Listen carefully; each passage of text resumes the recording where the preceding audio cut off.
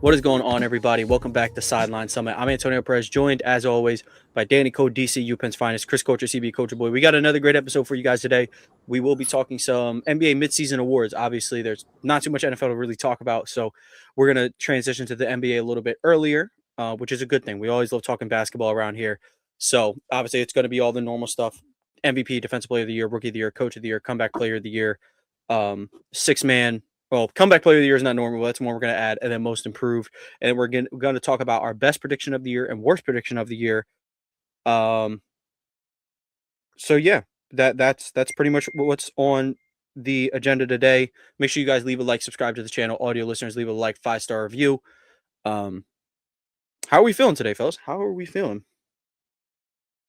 Sore. I'm a lot of pain. I can imagine. We said pain. There was just a lot of pain. I'm actually hurting for real. So outside of that, it has been cool though. I haven't had to work all week, Monday through Thursday, because the school systems, Dallas ISD has been closed because of the ice and stuff. So literally tomorrow probably my first day back, and it's Friday, and I'm working from home, so it'll actually be pretty elite. So outside of ACL pain, this has been a great week because no school, and being from Chicago, ice doesn't really bother me, but they don't have salt here. They don't do salt trucks. They don't do salt at all. You damn near can't even buy the shit in bulk. So everybody's cooked. So yeah. I mean, up here, this is one of the worst snowstorms, one of the worst winter storms we've got in a long time. But the roads have been horrible. This is one of the worst road jobs I've seen. I'm like, dude, leave that shit to Texas. We are supposed to know how to deal with this. Leave that to Texas. Leave something, dude. Yeah, it's wild, but they're getting better. They got the tractors and stuff out here to pick up the snow and dump it in the garbage trucks and whatnot. They're working. They're working. Funniest part about Texas is, bro, they wait until it gets warmer. That's their melting of the snow. I mean, melting of the ice and snow is just for the weather to get warmer.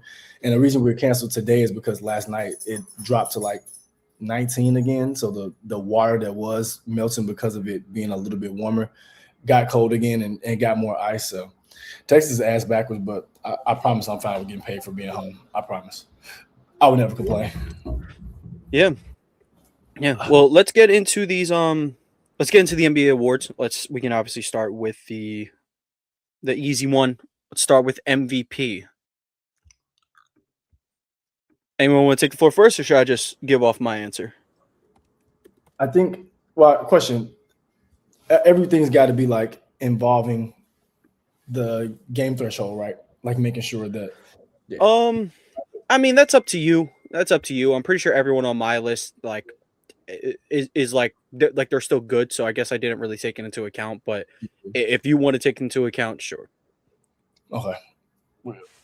Well, I'll go first if you want to. I think Shea should win back-to-back MVP, and I think is my reasoning is pretty simple. Being without Chet, being without Dub, being without Hardenstein, I think people don't understand how important that is for teams like the Spurs or teams like the Rockets where they've struggled against, being able to play bigger. I think Shea's been able to, obviously keep them afloat. They're first in the West. But I think his steadiness has been a part of what's keeping the Thunder steady, him being the same person, being the same player every game. I think it allows the AJ Mitchells of the world who's out right now, the Aaron Wiggins, the Jalen Williams, the Brian Carlson's, everybody who steps up. I think it allows them to be comfortable in whatever role they're in because you know exactly what you're getting from him every night. I think that's how Jokic got his MVP. Of course, his numbers were different because he was, doing more, I guess you could say, but it was steady again. You knew exactly what you were going to get, so it was easy to feel around that, feel the team or feel your role around that. So yeah, I'll give Shea. I think Shea should be MVP again. Yeah, I'm definitely not mad at that one. Shea has very much been, I think, the best player in the NBA this year. Value standpoint, I think he's almost undervalued because, you look at the team around him and you could just assume, they're a playoff team without him, but they're not title favorites without him. It's a very, very much a different jump. My pick for MVP, I went with a little bit of a different route. I went with Cade Cunningham. This could be a little bit, best player on just best team in the East, but I truly think he brings an incredible value to this team.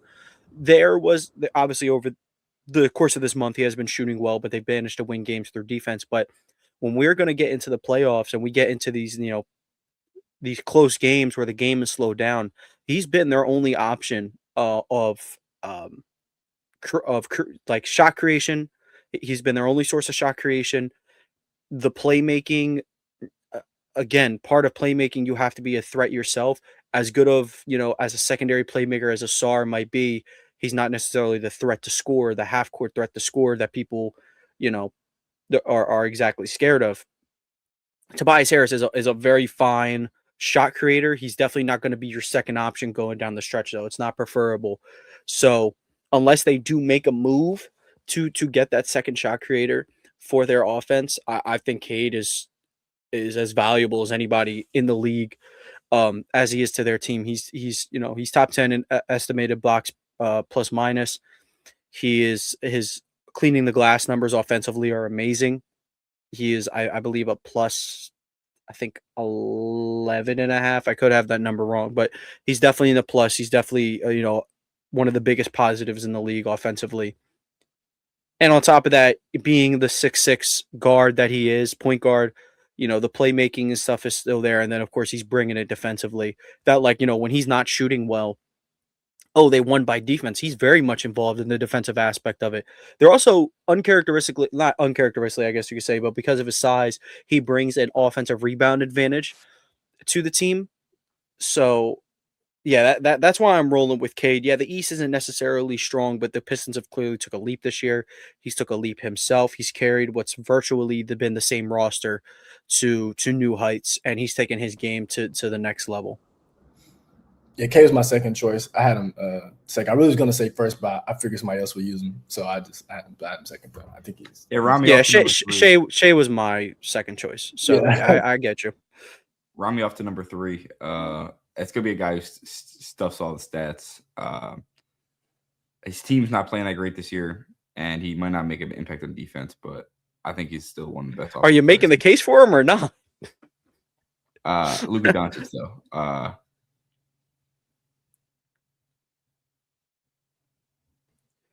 So I would say you just named a lot of things that were against the case, and then you said Luka, and then you kind of stopped. Yeah, I think that this Lakers team is the worst team in the NBA without Luka Doncic on the team.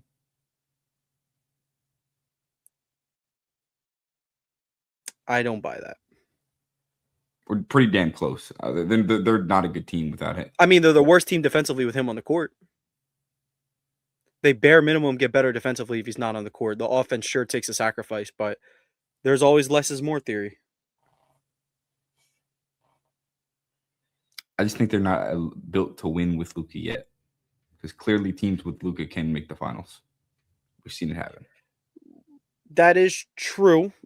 And Kyrie, don't forget that Luka and yes, Kyrie. When you have one of the best self-creating shooting. Yeah, one of the best self-creating guards to ever grace this game, and then you're just surrounded by guys who can defend, put the ball on the floor, and shoot.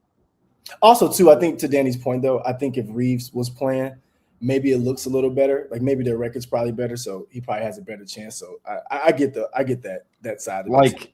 Reeves missed 15. He is averaging 34, 9, and 8.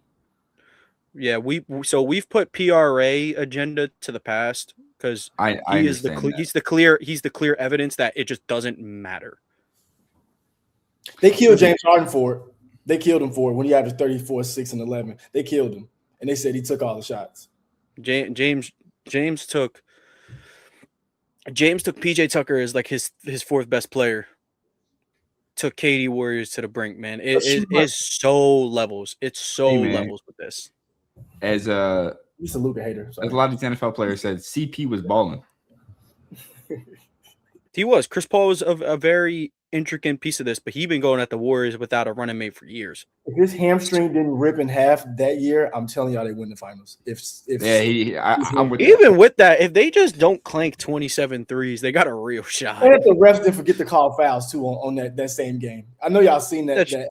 I know y'all seen that. That was it's a rough night for the refs. I don't want to be that guy, but you are right. Was that the same year that KD was out of bounds for 10 seconds and they didn't call it? Yes. Same year. Refs was like, nah, you good. Go ahead. You good. He took 4 steps off one leg out of bounds. Yeah. No. That was the following year. That was the following. That year? was the following year. And then, because then James Harden hit like the craziest ball don't lie moment. Yeah, because he had like Clay and Dre on him. It didn't get called a foul. He hits the like what should have been an and 1-3 in both their face. They get the stop and then they win the game. That was like one of the first games of the following year.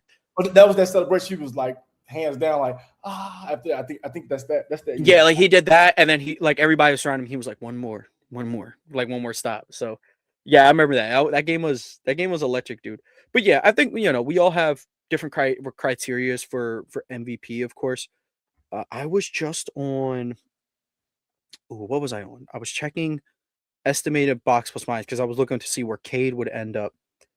And surprisingly enough, Luka is only a 0 on defense. So it's basically his estimated box plus minus is all offensively. But again, it's not hard. Like, it's not hard to build a team around him. Like, Luka can be a super engine for an offense, but why do we have to put up 130 points a game for us to be in this thing? Last night, shots weren't falling. We're getting Bronny minutes for 7 minutes. Like, that's the kind of stuff that's happening. Speaking of which, appreciate him for it. Appreciate the Bronny minutes. We got 2 threes and a James Slam on the craziest travel I've ever seen. Beautiful travel. He took one dribble from the other 3-point line.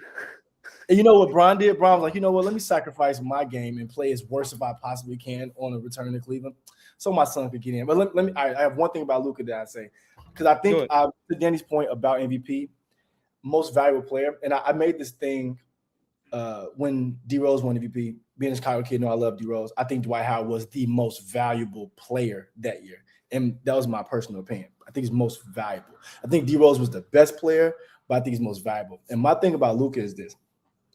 If, like, for example, we give him the offensive engine tag and we give Jokic that same thing, like, cool.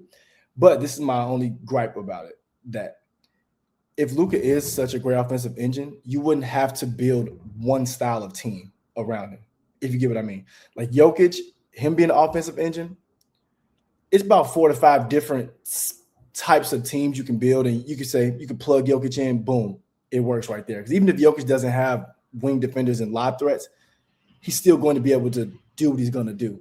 And I think like they're limited though, because like Jokic is a center, they could do more, and then like because Luka's can you really go there? Look at it like this: does if when Jokic posts, that's what makes him more dangerous. I was telling my friend Terrence about this, who's in the group chat for basketball. I want Luka to post more. I feel like if Luka post up more, all the stuff about him taking bad shots, all those bad threes, it will be out the window. Because he's 6'8", you can't guard him down there with the small. You can't guard him with the big. He's going to go by him. His assist numbers go up. He becomes that engine that we talk about him being. I think that's what makes Jokic dangerous as an engine, because even though he is a center, he gets to his advantage spots. And I think Luka, with being how good he is on offense, he bails people out too much. Like the reason he rolled his foot yesterday, why are you taking a step back 3 on Jared Allen? You just don't have to do that. Like in the end of the game, and if you blow by, you can even do it in a slow way, get him on your back, get the foul that you were going to get anyway. That's the only thing I think. And I think it'll come with age, and I think he'll get his MVP soon. It'll come with age and come with maturing of just understanding like, hey, I don't have to make the game harder. Just make it easy for him. So that's my only gripe. I think he's too good to make the game as hard as he does. Like he doesn't have to. He shoots 13 threes a game. I think it's like 11.8 or something like that. Yeah. If that's down to even 8 threes a game, he's averaging probably 7 to 8 more points because, again, you can't guard him with the small in the post. You can't guard him with the big.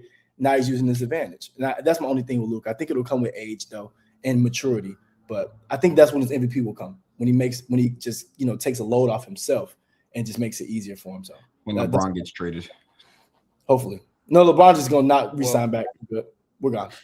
Luka is 97th percentile in the percentage of his possessions being used at the rim. 91 percentile on the mid post. That's where he's the most effective, to be honest. So, and of course he's number one. He's number one in the league in usage rate. If he's gonna do that, don't spend it chucking threes. I absolutely agree. Here's a fun one that we can move on to, which is Defensive Player of the Year, which I think there are a lot of. I think there's 4 really, really good candidates for it this year. There's Chet Holmgren, there's Victor Wembanyama, there's Rudy Gobert, and I think the only wing defender that's really in this argument is Scotty Barnes. Yes. Yes, those will be like my 4. Now, obviously, Scotty has a little bit of a higher road to climb. The Defensive Player of the Year is usually favored towards those rim protectors, but like, man, as a secondary rim protector, he's really been special. He's good in help. He's good on the perimeter. He is the best. Jesus, like, it's ridiculous. Even as a POA, as a point of attack, bro. I've seen Scotty Barnes picking up Jalen Brunson full court and giving him hell. He couldn't get past half court. I love Scotty Barnes as a defender. He's so good. I think he's the peak of defensive versatility that we have in the NBA right now. The length is incredible that he can range from like a Jalen Brunson to where he can match up with, a Chet Holmgren if he needed to, or if he needed to match up with a Victor Wembanyama. His strength and length allows him to be a disruption to guys like that, the bigger guards, and then he hounds the smaller guards. It's incredible. I really am stuck. I think my if I had to pick between him or Vic, I do think Vic's help and roaming and his rim protection is at a much higher rate than everybody else's. So I still would want to. I would still lean with Vic here, but I mean, if anybody made an argument for any of these dudes, awards where like, I think this is going to be the best race of the year. I think this will be even better than the MVP race. So you would pick Victor though? I think you muted. Don't say I'm muted. Okay. Yeah, I would go with Vic. No, I'm going with Vic as well. I think it's off sheer amount of like impact.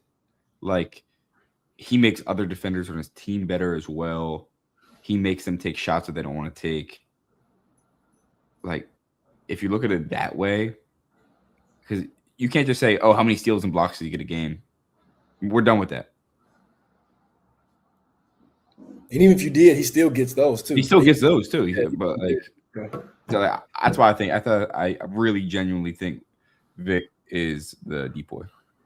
Yeah, I agree. I think Victor is, because he just is the best defensive player in basketball, like overall. Like he just is, just because of sheer height, but also his timing. And that's what I talked about people about Anthony Davis. Anthony Davis has elite timing, and Victor has great timing, but also even if his time is off, he still has ridiculous length to be able to get to it. So I think Victor's defensive player of the year, but I do want to give love to, I know you said Scotty Barnes, but also Stephon Castle, guy on his same team. Stephon Castle is Jrue Holiday-like on ball. Like I promise you, if you watch him close enough, he's Jrue Holiday-like. He can guard Kevin Durant. Then he guarded the other day. He was guarding it was Kevin Durant. Then he guarded Shea. Like he can guard literally 1 through 4 easily because he's 6'6" and has very good strength. So I'm a huge fan of Stephon Castle. Him and Victor anchoring your defense, like as a POA and as a backline defender, it allows you to build that team in so many different ways because you have 2 defensive stars, like Stephon Castle growing into one at the POA and at the rim. So I think that is a luxury for the Spurs that we don't talk about a lot, just because we think of, big picture, them being as young as they are. But I think that's going to be something to look forward to for sure. Because think about it, you put them on and have Victor at the rim, it's like, that's tough. Yeah, and I think this might be a little side note because Spurs Rockets played last night, and I came to a realization. I think if they were to play in a playoff series, I think the main difference would be is that the both teams, the number one, like Stephon Castle's the number one person who puts pressure on the rim. Amin Thompson, number one person who puts pressure on the rim. I think what could be the difference in a playoff series with these two teams, is that in the fourth quarter, Amin Thompson's getting guarded like bubble Russell Westbrook, whereas Stephon Castle, he's not a great shooter. That's not where I'm going with this, but he takes 3 a game, and when he's making one, it's very hard to not respect him. And then of course he is the type of athlete who is absolutely just blowing by people, and everyone around him can space the floor. So it just opens up that paint for him. I think he could be really crucial in a potential playoff series against the Rockets. So I'm glad you mentioned him. He's incredible. Hey, Tony, Yeah. as a Celtics fan, I think what you can learn to appreciate from Stefan Castle is he has the Rondo ability to where if you do sag off him, he'll shoot the shot, but he'll also eat up the space really quickly. Like, the closeout space. Like if you remember watching Rondo with the KD Celtics, they would sag off him too. He would just take 2 or 3 dribbles. He's already in the paint. So you sagging off didn't really do anything because he's already meeting you there.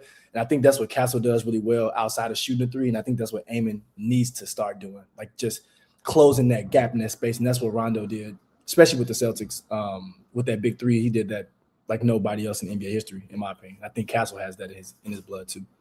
Yo, I can't think of Rondo and not think of the clip where KG was like, "Yeah, I want to keep that little African." He's like, "My mom just made up the name." Yeah, I remember Rondo specifically, Game 7, Eastern Conference semifinals, 2012. The Sixers were just letting him shoot. They were like, if Rondo beats us, Rondo's beats us. It's like, but this is not the game to do that. I think he made like 3 threes. It was incredible. He took them home. Yeah, I remember that game like the back of my hand. There were like several different heroes that series. Like Brandon Bass had a big Game 5. I remember that. I think he had like 29. Fan of the show? Yes. Brandon Yes, Bass. we're big Brandon Bass guys. But everybody, there was a different hero. That series was hilarious. They had you on the edge of feet. It was 1-0, 1-1, 2-1, 2-2, 3-2, 3-3, 4-3 Celtics. Move on. I thought we were going to get smoked by the Heat. But we put up a good fight, but LeBron became inevitable. But anyway, let's move on to Rookie of the Year, which, again, might not be a long one, but I think there's some valuable discussion to have between Khan and Cooper Flag this year. Because Rookie of the year, in my opinion, is Con Knuckle. That's my Rookie of the year. I love Cooper. Okay. Obviously, y'all know I love Cooper. Duke kid, first of all, 2 Duke kids being 1 and 2. I'm happy about that. But I think Con is the reason I give the edge to Con is because obviously Cooper's situation changed from what we thought it might be, with Anthony Davis being hurt, Kyrie not being back yet, and him having to do a little bit more, and Najee Marshall literally being the same exact person that Cooper Flag is, just different, like in the same way. But Con's elevated the Hornets as a whole, and I think it's more than just on the court. His poise, and I think just his seriousness in basketball has rubbed off on the Hornets as a whole, and they're as a team they've gotten better. And obviously, what we talked about the Hornets needing was like standstill shooting. Con provides that. Also, shooting 6% true shooting for the analytical people out there.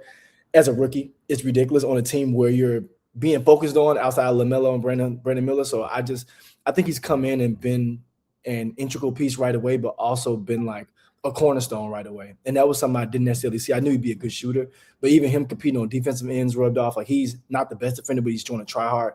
And I think that's what's been beautiful about him. He's done everything we thought he would, plus a little bit more. So I think I would be a little bit more, I'm just a little more impressed because I didn't expect as much.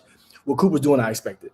I think he's that good. And a lot of his play is based on motor, and Cooper's got one of the best motors ever. So I think they're 1 and 2. I would just give Con the nod. I think he's elevated the Hornets as a whole.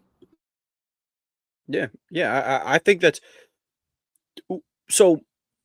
My pick is Cooper Flag, but before I get into like the thick of that, when people are talking about these two, they bring up the efficiency. Of course, Con is more efficient. He's a lights out shooter, and that's a lot of his diet. And Cooper Flag, the 3-ball hasn't been falling for him this year, and he eats a lot in the mid range and the low post. But then they'll say, well, defense is a thing. Yes, Cooper Flag is the better defender. He's already one of the better defenders in the NBA. Khan is far from a slouch defensively. Like, I think that's where he got a lot of his cred at Duke.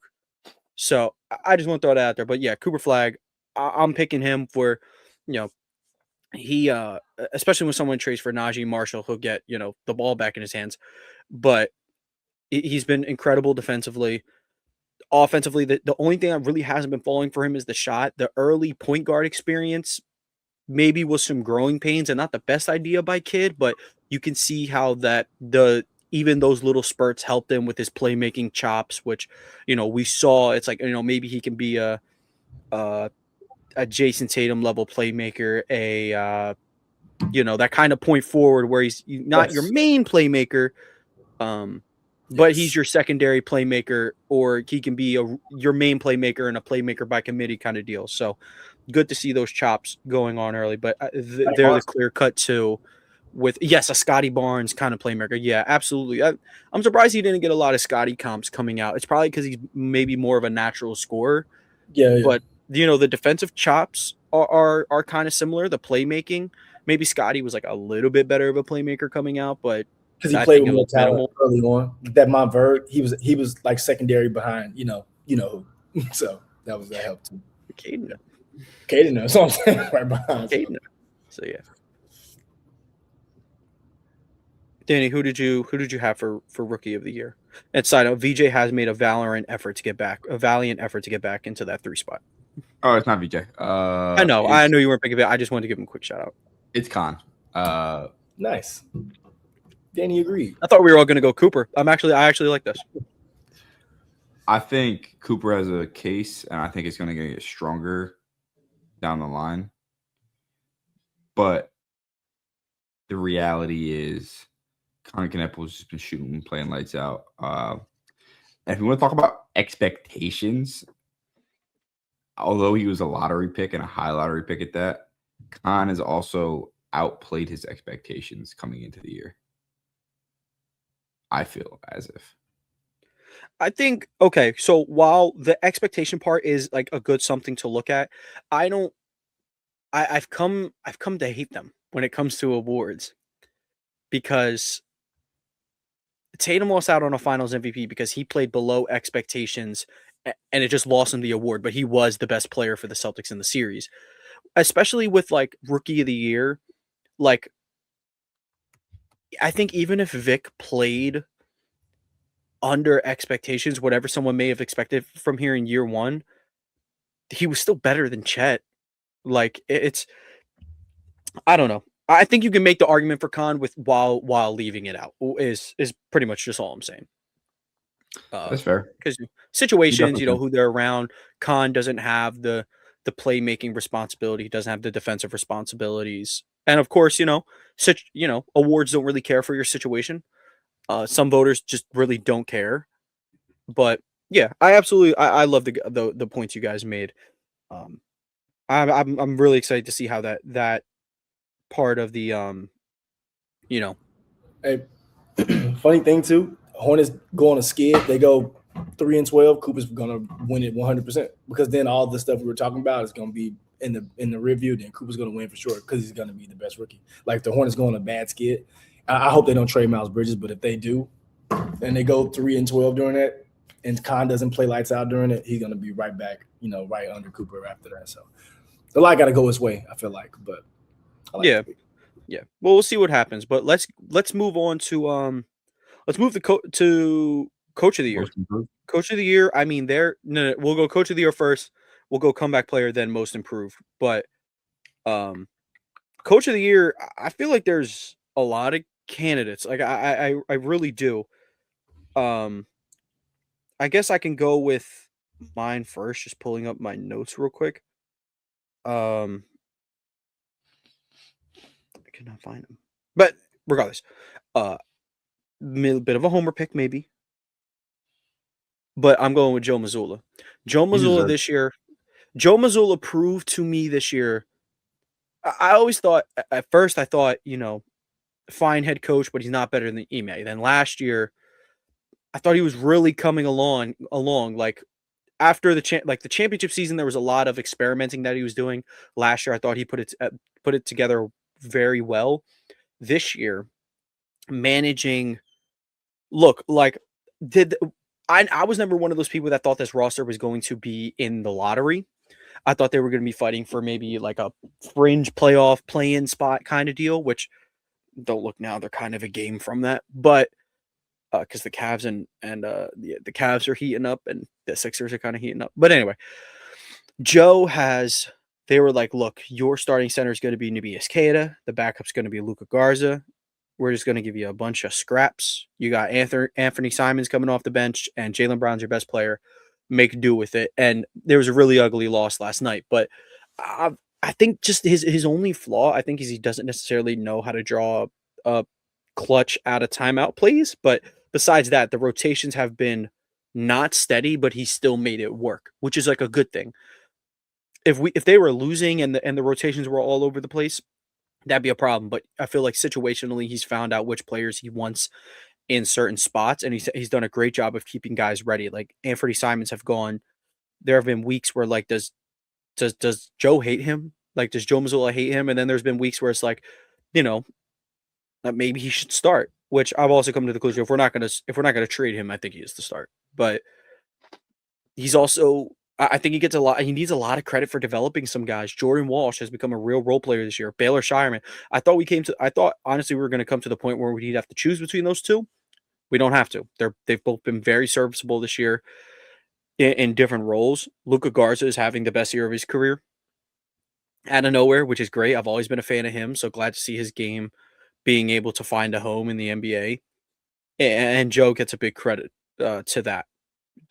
And yeah, I'm much more on the train of Joe for Coach of the Year than Jaylen Brown for MVP.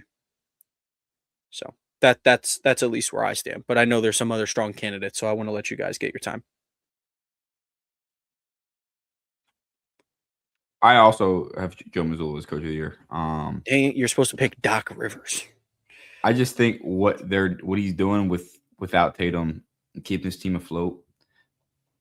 I'm a big fan of Jason Tatum and his impact that he makes to the team. So when it comes to Mazzulla making that impact and bringing that borderline, I mean, the Celtics obviously would be better with Tatum, but everyone thought this team would be picking the lottery. I don't think so. A lot of people did. Well, those are haters. I think anyone who truly looked at this roster didn't actually think they'd be fighting for a lottery spot. It's too talented. I think play in at the worst. Play in, yeah. Like, come on, Jaylen Brown, Derek White, Anthony Simons. I'm not saying top 5 pick, but I'm saying like late lottery, maybe. No, like I think if you genuinely thought they weren't going to at least make the play in, I think you were a bit foolish. I thought they were going to make the playoff, but I'm just saying I think he's elevating their current roster is the point. I'm not going to speak too much more on it because he already did, but. Yeah. So, Chris, who did you have for Coach of the Year? JB Bickerstaff. Good pick. The reason I do is because I think, honestly, K was my MVP pick, but I want to pick Shea so I can give K to someone else. But the reason why I have him is because I think expectations. I know you talked about it before in our last discussion about awards, but I'm going to talk about the flip side of it. The Magic had expectations to be the Pistons, what they are. Like take that step forward and be top 3 in the East, especially with the Jason Tatum injury, Hallie being out, blah, blah, blah. They haven't. Is that Jamal Mosley's fault? I'm not going to say that, but they've dealt with injuries. Pistons have too. And I think the thing about that is JB Bickerstaff has kept this team at number 1. He's found a way to play Ron Holland and Asur Thompson in a league where they prioritize shooting. And he's found a way to keep them on the court and to have them both be valuable members of the team. He's even had Jay Ivey at time have Spurs. Dennis Jenkins, guys that you've never heard of before. Dennis Jenkins is a baller. You know what I'm saying? Elite. And I'm not gonna say I knew it, but y'all know I know. Tobias Harris getting not just being a vet that's around, but also give you good minutes, making big shots. Like a lot of this thing comes from coaching and putting people in the right spaces. And I think him being able to have a two-headed monster of Isaiah Stewart and Duran, where he sometimes played them together. And again, in a league where they prioritize shooting, I know Isaiah Stewart takes threes, doesn't really make them, but he takes them. I mean, he's been able to figure that out, and I think he just deserves a lot of credit for how good this team is playing. Like, yeah, Cade deserves a bulk of it, and I think he is getting that. But I think coaching matters in this league, and I think it shows that. Because again, to your point about Mazzulla, you thought this team was maybe another 2 years away. Now we're talking about them making a deadline move that could maybe catapult them to making the finals, and I think that's a big point of obviously the players developing and getting better, but also coaching. So my coach here is JB Bickerstaff. Yeah, I'm not mad at that pick at all. He's definitely someone that I considered. Obviously, Mark Daigneault gets, he's going to get a lot of consideration for it. Adelman is going to get a ton of attention for that award for what he's been able to do with this team without Nikola Jokic. Even when Jokic was playing, he was doing an incredible job getting the most out of a Jamal Murray-led system, Peyton Watson is taking a leap. Like, I don't know. He's got his paw prints all over this team, and clearly the improvements they made. So definitely wanted to shout that out. Did we want to move to Most six man improved. of the year? I just gave you the breakdown like 5 minutes ago on where we're going. We are a bit away from most improved. Relax. So Sorry, my six man Maxi of the award. year. Who are you trying to give an award? I'm not. I said it's sorry. It's a Maxi award. Yeah, he is Kobe White's most improved at his house. So let's talk six man of the year. Got some pretty good candidates up here. Guys like Nas Reed, Keldon Johnson, AJ Mitchell, Anthony Simons, Reed Shepard, Jalen Tyson. A lot of guys you could throw in this conversation. Chris, I wanted to start with you on this one for six man of the year. Is it just Nas Reed flat out, or were you looking for somebody else? I love Nas. Obviously, I know I love Big Jelly, but two people. I'm not going to choose Anthony Black because Anthony Black should be starting shoot Jalen Suggs to the moon. But Anthony Black's been the elite six man for them, and he's been a great spot starter when Franz has been out or Suggs. So Anthony Black. My six man of the year is Keldon Johnson, though. And I think, and the reason why I have Keldon Johnson six man of the year is because he's played shooting guard, small forward, and power forward because of Vassell's injuries, Jeremy Sohan just not being good at basketball, and and people being out. He's been effective in every role. He's also been one of their better defenders. He's been one of the better rebounders on the team that, for size and for what he does. And I think he allows them, again, Castle and Wemby, to be as good as they are on defense because you have a guy like Keldon who can also be a Swiss Army knife. So you're able to play Dylan Harper out there with De'Aaron Fox and Castle when you have Keldon because he can guard the bigger wings. So, and also his scoring. He's been an inside scorer. His three balls gotten so much better since he's gotten to NBA. This year, his three balls been a lot more, I would say, more consistent. I'm not sure what the numbers say, but when I watch, he seems more consistent. So I'm giving it's been his best 3-point percentage shooting year since 21-22. Yeah, that's what I figured. So I think he's just improved in all the things the Spurs needed as a team for him to improve in. Like him as a player, he's had other things I think he can work on, but I think as a team player, he's improved in everything that the Spurs need. So I'm gonna give a nod to Keldon Johnson. Yeah, and talking about Keldon, this is a guy who used to score 20 points per game, like when the Spurs weren't good. I don't know what was in the water in the 22-23 season, but dude averaged 22 points per game. He was 35th in the NBA in scoring. But yeah, Keldon Johnson's been absolutely incredible, and you have to respect, the little to no ego. This was a starter. This was, the team wasn't good, but it was his team. He was the number one option, and then you add pieces over the year. Devin Vassell develops. Obviously, you get Victor Wembanyama. Of course, it's going to be his team from day one, and he takes it on the chin, and he gets buckets. He comes in and defends. Last night, I thought he was being very physical with Kevin Durant, which that has been a recipe for success in Kevin Durant's career if you can do it the right way. So, yeah, I'm going to agree with you on this one. I'm just proud of Keldon because he could have easily ended up being the odd man out on this one. Maybe he still is if they make a big splash, but he's been very important to their success. I think he makes it, if you are the Spurs, you make it at least a conversation that maybe he's not one of the odd man outs. Maybe it's one of the guards, but again, everybody's playing great. Maybe whereas Detroit, I think Detroit, because of how open the East is, they might have to make a move. The Spurs, where it's like, you know what, let's see how it goes this year. Maybe next year is the make a move year. But you could also say, let's take advantage of Wemby's prime at all costs. So I got Keldon as well. So yeah, that's gonna be my pick. My pick's AJ Mitchell. I think he's been a spark plug Nice. off the bench for Oklahoma City. I think that his minutes have been invaluable, especially earlier on in the season. Obviously, the season's going on. He's maybe not played as great, but I feel like earlier on in the season he was just like the definition of a spark plug off the bench, and I think I could see that happen down the stretch, and I think he'll continue to win sixth man of the year. Yeah, absolutely. And it kind of sucks that he's hurt right now with the abdominal because with Jalen Williams out, his scoring was very much going to be needed. Scoring was needed when J-Dub was there too. But yeah, I like the AJ Mitchell pick.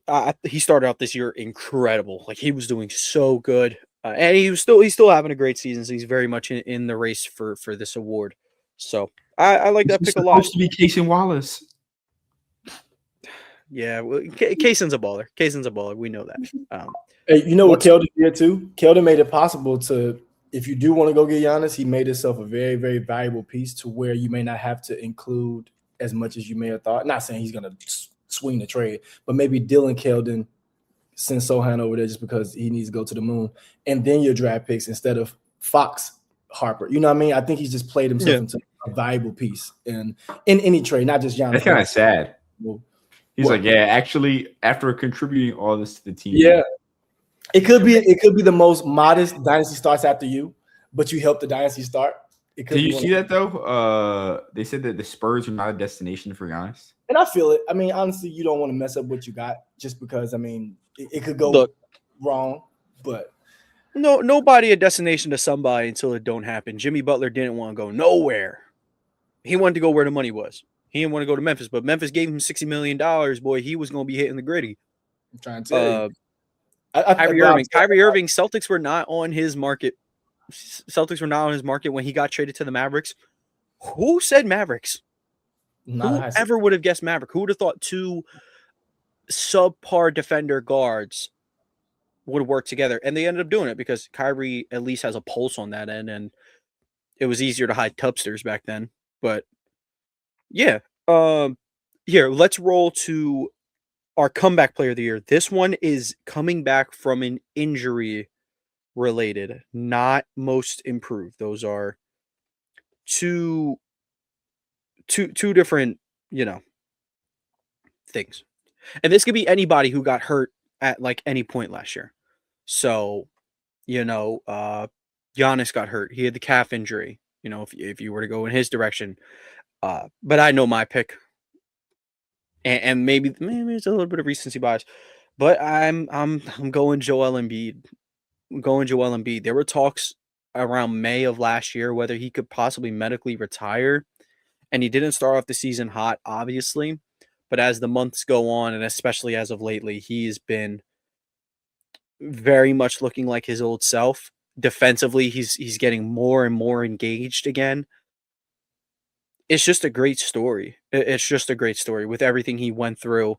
He's very much back, and the Sixers team looks the best that they have. Of course, that has to go with Paul George is having his best game as a Sixer, and Jared McCain is hitting threes again. So, with him tying a franchise record 9 made threes in a game by Paul George.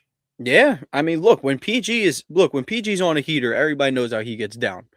So as long as his minutes aren't a negative, he of course is going to be valued in Philadelphia. But Joel Embiid has been the catalyst for kind of like this later, like they're very much in the conversation to maybe get one of these top 4 seeds, like with the way things are going down in Boston and the Cavaliers who have been good recently. I think they're on a 6-game win streak now and just, a game behind the 2 seed. They've been a roller coaster. It's not out of the picture that they fall off again. So Joel Embiid has really pulled the ship together for himself and this team.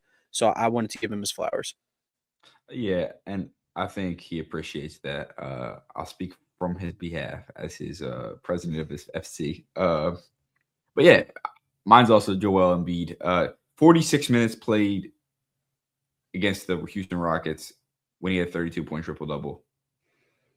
Did we ever think we'd see a game, especially at the beginning of the season, where Joel Embiid would play 46 minutes? I'm going to be honest. I never figured he would ever touch those minutes again. Even a playoff game, I never picture him touching those minutes. That's what I'm saying. It's crazy. It's a lot of hard work. It was an overtime game, but he still dropped 46 minutes. That is insane.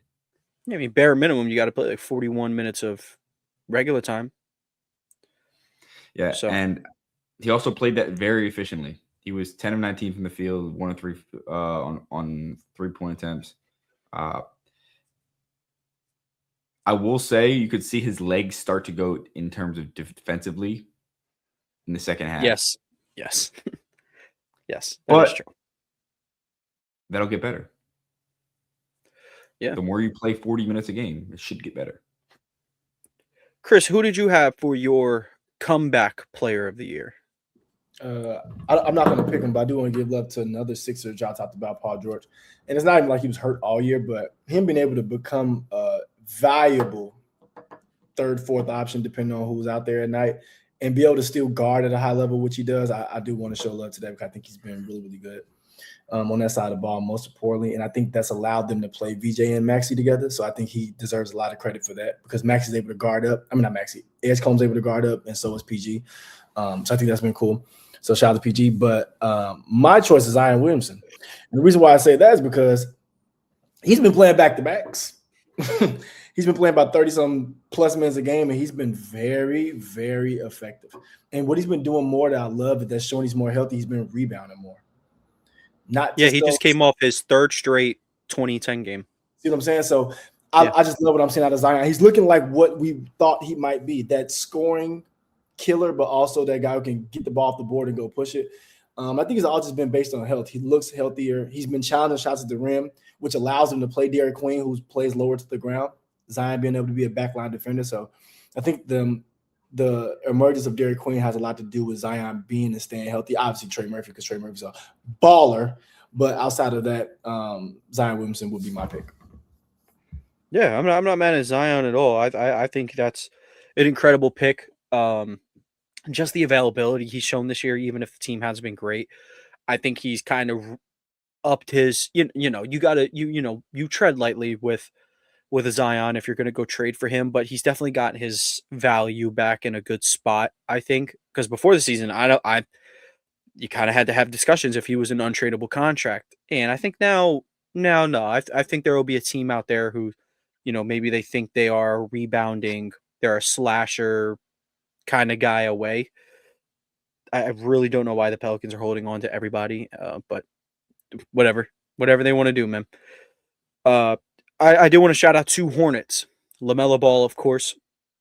He's been incredible, even though he's still been banged up a little bit this year, but when he's played, he's been really good. And Brandon Miller. Brandon Miller did not play a lot last year at all, and he's been incredible. So definitely want to shout out those two guys.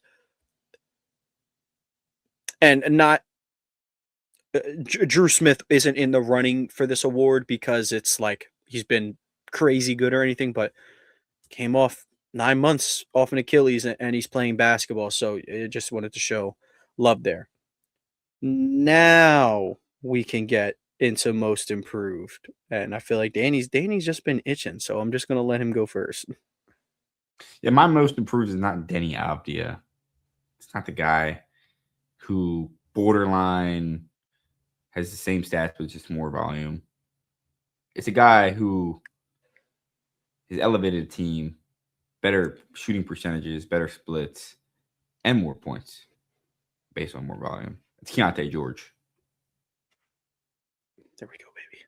Chris's guy, Keontae George. Fan of the show. Fan of the show. Genuinely believe Keontae George makes that team enjoyable to watch.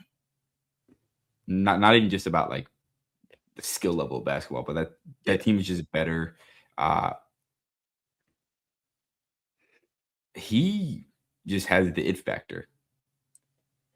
I don't know how to describe it, but the way he plays basketball, he plays like the it factor. Don't have too much more to say about Keontae George, but he's been hooping this year.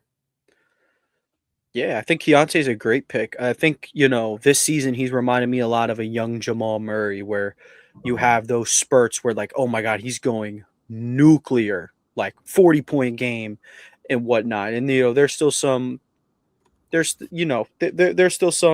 to be worked out in his game, but he's absolutely incredible. He's absolutely been incredible. I think the Jazz really need to start working around this. You got guys like him, Kessler, Markkanen, and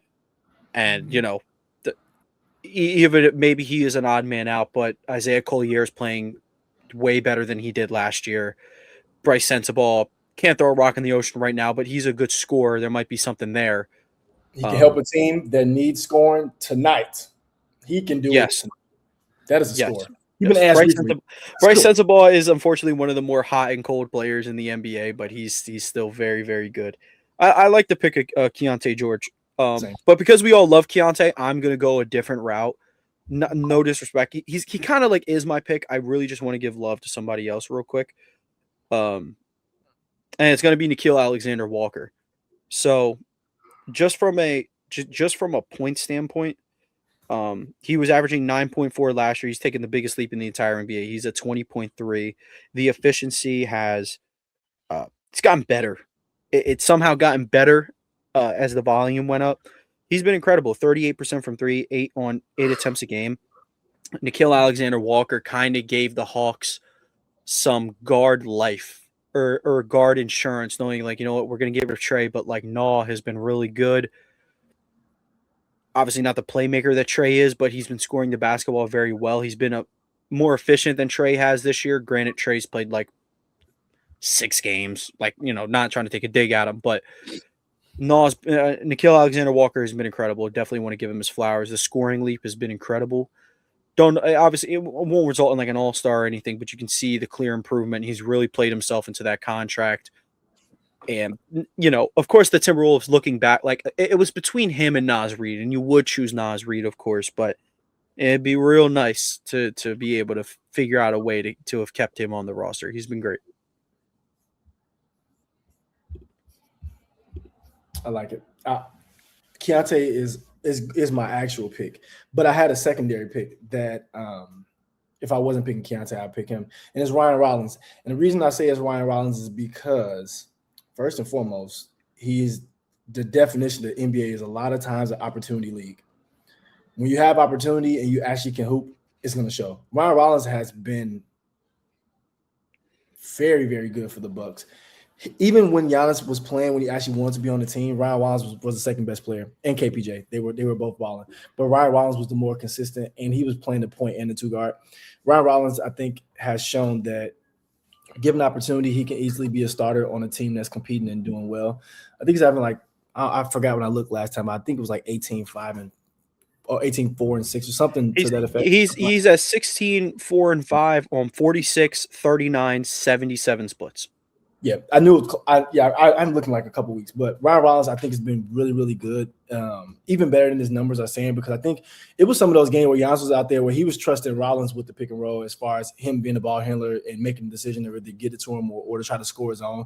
And I think that's a big green flag in the sense of the star player, franchise player who's on his way out, maybe trusting you with the ball instead of obviously Bobby Portis isn't a ball handler, but you know what I mean? Like trusting you to be the decision maker. I think that shows how much better he's gotten and the trust he's earned.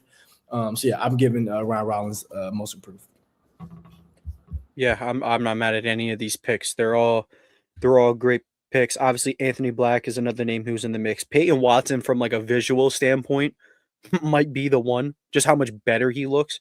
I'm not a fan of giving it to second-year players, but really, really love the improvement of Alex Sarr. Again, me and Chris will harp on it for to the end of time how much of the playmaking chops he's got, and it's come to another level this year. He's cut down on the threes. He's working in the mid post, the low post, and he's been dominant there. And I heard on numbers on the board, Pierre gave a very weird comparison for Alex Sarr. You just squint. He said if you squint, you can fake see a variation of Anthony Davis. Not like as good as Anthony Davis, obviously. That's not what player comps are for. But like if you fake squint, see how he operate out in the mid post. Just give it a try. If you don't see it, you don't see it. But Lakers Anthony Davis, yes. That's what I'm saying. Not Pelicans AD. No.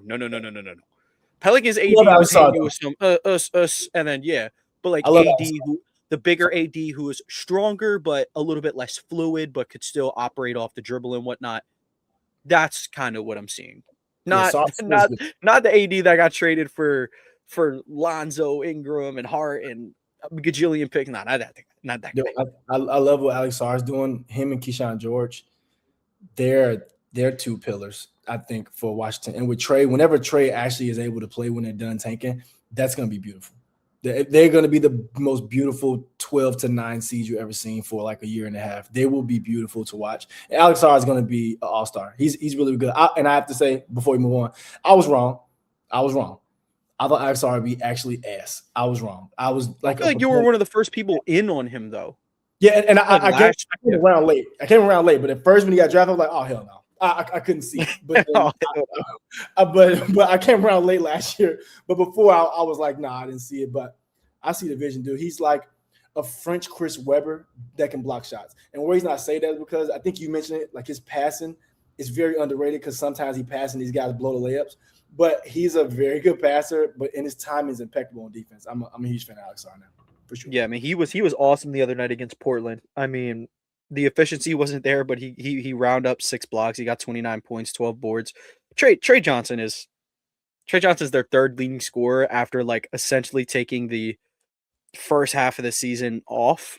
And then he missed a lot of time with the hip flexor. But like, I mean, as of late, we're looking at 18 points, 26 points, 19 points, 15 points, 18 points, 19 points, 20 points. Like, and he's shooting the lights out. Like, obviously it's not to the level of Khan, but like Trey Johnson's the shooter you thought he was.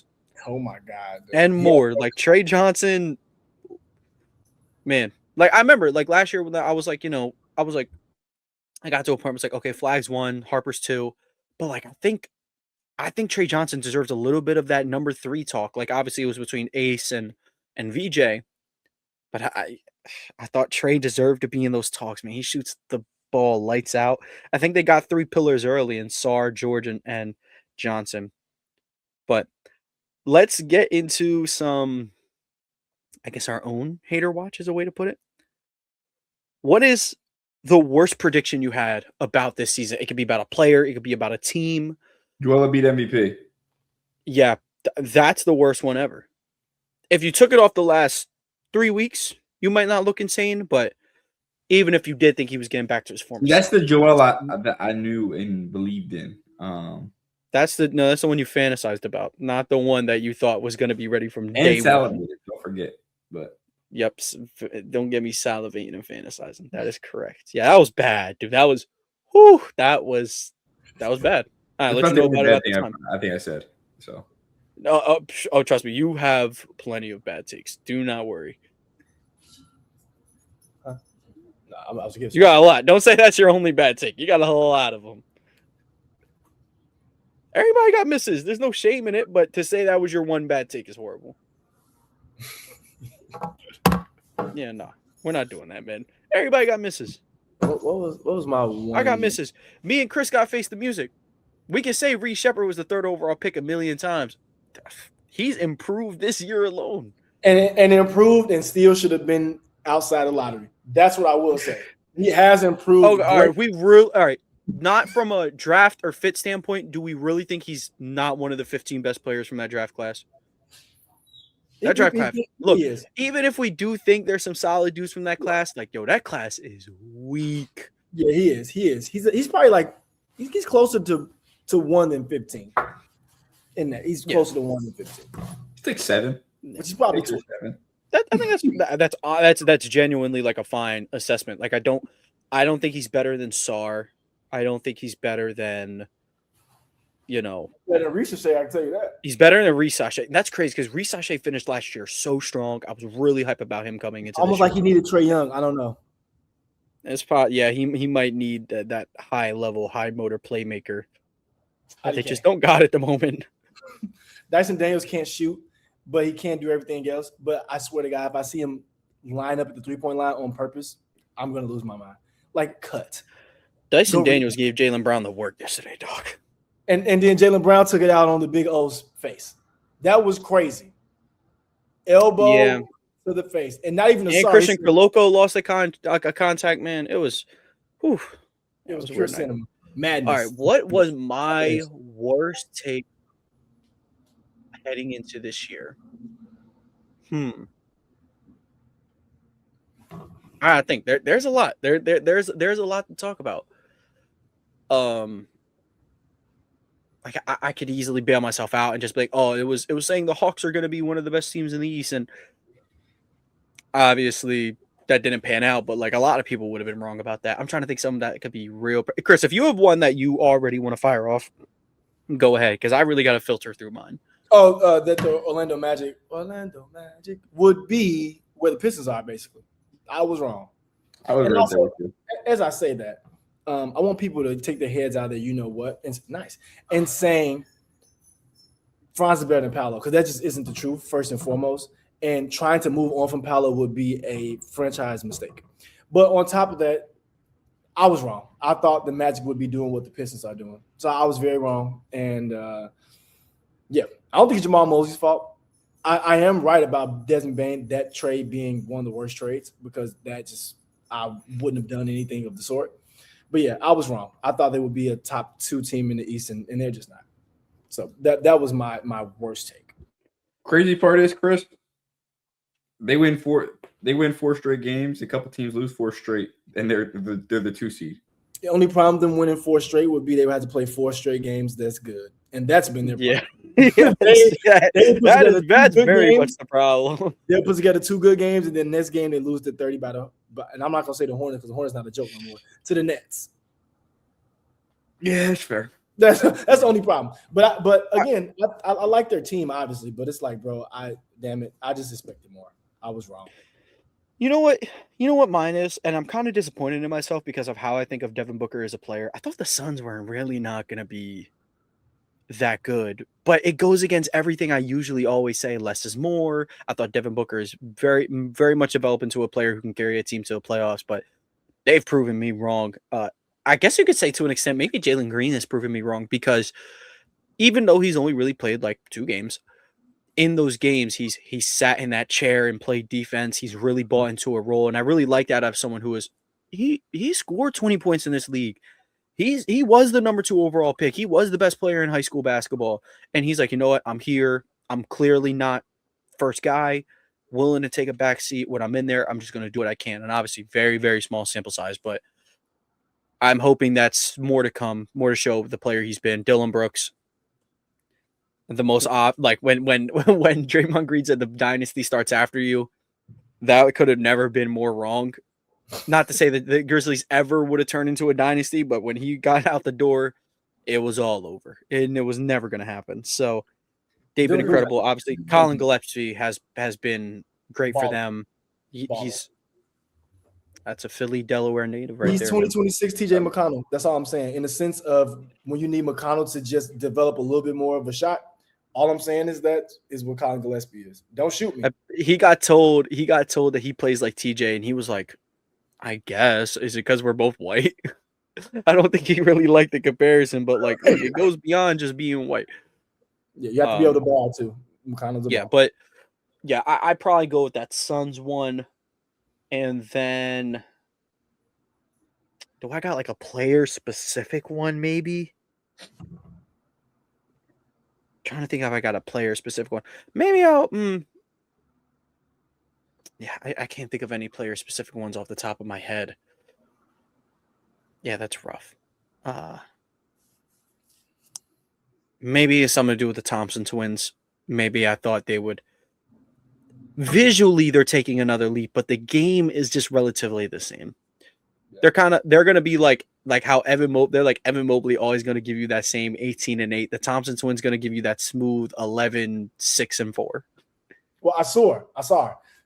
Amin, you might be looking at 28-8 at a point, and I'll be there early. I don't know if I'm going with you because he's genuinely being guarded like the plague. But think about it. Asar, it's a little different because I don't think he means as much to his team as Amin does to him, does to his team. Only thing about that is there could be 20 points per game in Amin's future. When they started doing it, he had 25. He got to be at least a DeMar DeRozan level 3-point shooter. Not until year 6. Remember, I told you this. It'll be year 6 when he shoots 33% from the 3-point line. Remember, and until then, it'll be sub 30 at best. He can't even shoot middies yet. That's the problem. He can't shoot mid ranges yet, and that's because but you know what he can do? Midi. He had a nice little midi yesterday. But you know what he did? It was the running floaters, like the running 12 floaters, where it's like that's his little shot. And if he can get to that more often, we're looking at a 20-point scorer for sure. I don't even know what shots Asar takes that aren't layups. That's for him. He has a lot to get with because I don't know what he can do. Yeah, no, that's true. That's true. Well, let's end the episode on a high note. What are our best hits? What are our best hits? What stuff we were early on this year? VJ perfect fit. Yeah, because a lot of people were saying that was a draft, just the best player, and the fit would be questionable. But they said, look, McCain had a great year, but this kid is better. Yeah, I have to give you that one for sure. That Jalen Johnson's a franchise player. I tweeted it. Gotta give and told y'all he's a franchise player for sure. And I'm happy the Hawks are coming out saying that they would not trade him for Giannis because at the end of the day, Giannis is 30. Jalen Johnson's 23. In 2 more years, I could see him doing 25, 10, and 7 as well. So I wouldn't do it either. But Jalen Johnson's a franchise player for sure. I hate that Trey had to be the person to go, but Jalen Johnson's a franchise player for sure. Trying to think what was my best hit this year. If I said anything related to the Bulls being mediocre, to be spot on. I'm not gonna say, Victor Wembanyama he took a step up. I'll probably say that the Celtics would be a playoff team. They've done better than I even imagined, but just this collective unit, Jaylen Brown, the scoring has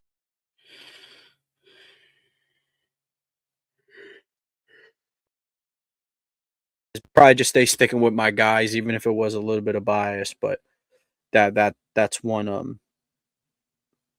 And I low key, and even if it was like half joking, half serious, not giving myself full credit, call the Sixers a team of destiny. We might be getting around to that, but time will tell. Look, black jerseys came out. You got a rookie of the year candidate. McCain's hitting his threes. Paul George is not a cone out there. Embiid's back. Like, I don't know. Time will tell. I hope Maxey doesn't turn into Jaylen Brown for their fans, though. Because gonna they're have a 4-game stretch where he dropped 20 plus every game. And he ain't getting the touches for that. We're going to see tonight, though. They're playing the Kings. Hopefully he gets a lot of minutes. He getting dealt. First time I think this is the first time I get to see Russell Westbrook in person. Are you going to see the Kings? Yeah, it's going to be Kings Sixers. Ooh, yeah. This will definitely. I think this will definitely be the first time that I've seen. No, we've caught a Bulls Sixers game before, right? We saw DeRozan and Levine. I've never seen Russell Westbrook though, so I'm excited. Obviously, the Brody isn't what he was 10 years ago jumping out the gym, but he's having an incredible year. What if we talked about him as well? I don't want to say most improved because he was good with Denver last year, but like, yeah, if we had a prove the haters wrong award, I'd give it to win it. And but I had a chance to see the Russ, KD, Harden, Ibaka Thunder. I had a chance to see that only once, and it was against the Bulls. That's crazy. It was insane, bro. That was wait. So you got to see Russ versus D Rose, like in both healthy too, and this was like those poor rims. Like this was like curly fro D Rose. So this was like after MVP, but it was curly fro D Rose. That was peak because you get Daquan Cook minutes. I don't know if y'all remember Daquan Cook, Ronnie Brewer minutes. Those were role players, and they weren't trying to score 20. Well, now your average role player has to shoot the three, put the ball on the deck, and defend. You gotta be a subversion of like your star player. It's very weird. Literally. And if you're not, out the league. But guess what? At what cost? Because Cam Reddish is back. Yes, he is. Yes, he is. You know who was never kicked out the league though? Star J. He actually has been balling. He actually has. And I can't even. He has. He just can't stay healthy for some reason. Zion sacrificed him. Yeah, he did. He sacrificed his legs for stuff. And I'm not mad at him. You know who's it's crazy how Cam is just the only one that's on the NBA, but all of those other Duke Big Four guys, Zion's having a good year. RJ's having a good year. Trey's having a phenomenal year. Trey Jones is having a great year. I think someone should go save him. Someone save him at the deadline. Yes. Somebody can use him. Hawks could use him. Trey I just Jones? don't, because at this point the Bulls and Hawks are rivals because the play-in. Oh, don't worry about it. Trey Jones, you are a Denver Nugget. Denver Nugget could work. Being their Second primary unit- playmaker off the bench. Second He unit with could- Peyton Watson, and Christian Brown. I'm interested. I think it's funny how Come on, Christian Brown got the he's money. so He's high. going to be the odd man out, though. Yeah. The dynasty starts after you again. Even though it won't be a dynasty because Jokic is older, you got to go. You're going to have fun in Brooklyn, brother. Have fun. Yes. Like, I just think there are teams that could really use Trey Jones. I've always been a fan. I've always been a fan of the Stones brothers, even if Tyus isn't as good as he used to be. But I love Tyus too. Trey we Jones, still love the Sheriffs around here. until Jeremiah Fears is ready, until he finishes being a UFC player, we will. Look, what else are you gonna do, man? Lou Dort's coming at you. Your fight or flight is going to activate. And the man's jersey literally says zero fears. And he's from Chicago, so he's actually not scared of anything. And on top of that, Adam Silver needs to send Lou Dort where he belongs, and that's the CFL. He's a safety. You telling me he can't play a little special teams for the Ravens? Oh, we'll take him on the Ravens for sure. We need I'm telling you, Jesse Minter got a spot for him on defense, yo. Oh, for sure. And I'll love him forever. But until then, Look, if Patrick Queen could play linebacker next to Roquan Smith, what do you think Lou Dort could do? Actually, don't get me to salivating. Lou Dort in the safety with Kyle Hamilton. Don't get me to salivating. Yeah, it's great. But thank you guys so much for tuning in. Again, make sure you leave a like, subscribe to the channel. Audio listeners, leave a like, 5-star review, download the episode. We really appreciate it. From AP New Freezer, Culture by Migos, DC Comics. Thank you guys so much for tuning in. We'll catch you guys next week.